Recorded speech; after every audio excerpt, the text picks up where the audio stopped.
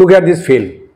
This film is the barium meal of stomach and duodenum. What is barium meal test? It is a radiographic investigation of stomach as well as duodenum, in which serial X-ray images are taken following oral administration of barium sulfate solution. Then how much solution it is swallowed for barium meal of stomach and duodenum? It is about 135 ml to 150 ml solution of barium sulfate is ingested. And sometimes the person may be asked to swallow some bicarbonate powder and citric acid before swallowing the barium, because these fizz off when they mix in the stomach and make some gas.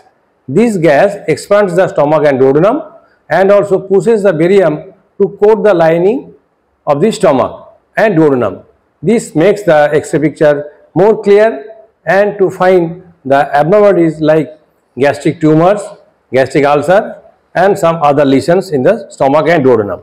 And before doing this, if you are asked, do you need some preparation of the patient before this barium meal study? Yes, some preparation is there.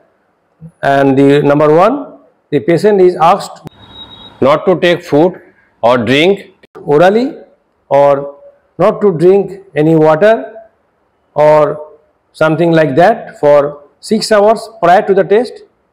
And secondly, no smoking on the day of the examination, because the smoking may increase the gastric motility. And no purgatives should be given at the night prior to the day of examination. And also chewing gums and medicines are not to be taken few hours prior to the test. When the films are taken, first film taken immediately after the barium meal, second film after half an hour of swallowing, third film about 1 hour of swallowing, fourth film about 4 hours of swallowing, and fifth film may be needed at 6 hours of swallowing. And we know that the stomach starts emptying within a few minutes after swallowing of barium suspension, and emptying is completed between 4 to 6 hours after the meal. So we should take the photographs by 4 to 6 hours. If barium suspension remains in the stomach even after 6 hours, then a sixth film may be taken at 24 hours to ensure any gastric outlet obstruction is there or not. And what we will see, I told you, we will see any filling defect, any mucosal pattern, any outlet obstruction, all these things we will see. In this particular film, what are the structures we can see?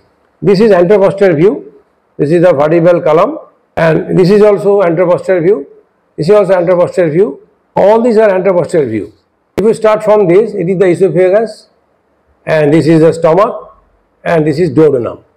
Here you can see this is the pylorus, and this is the first part of duodenum forming a cap called duodenal cap. What is duodenal cap? It is a triangle formed as a result of projection of pylorus into the first part of duodenum. Condition like duodenal ulcer can deform the duodenal cap. Sometimes this triangular shape may be deformed. What are the other things we can see? In this film, we can see this is the esophagus, this is stomach, and this is small gut. Here also, this is the stomach, the fundus, then body and pylorus, then this is duodenum.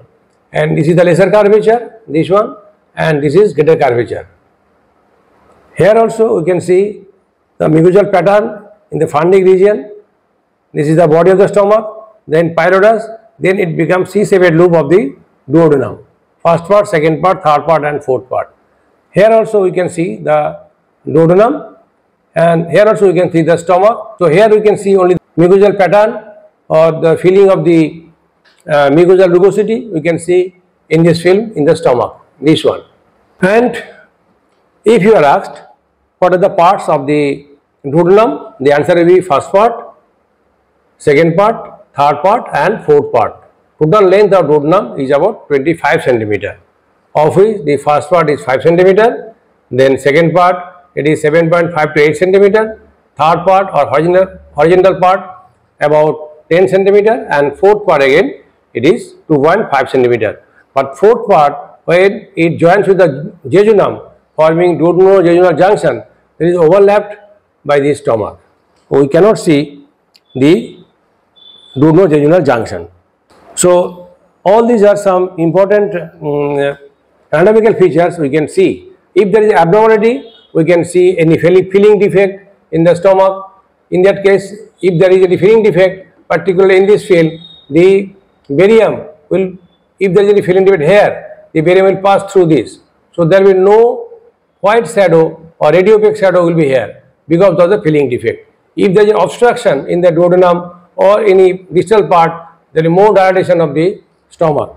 So any filling defect or obstruction or mucosal pattern can be identified by the barium meal study of the stomach and duodenum. Next, I will show you the barium meal follow through and the barium enema in the next video. Thank you very much.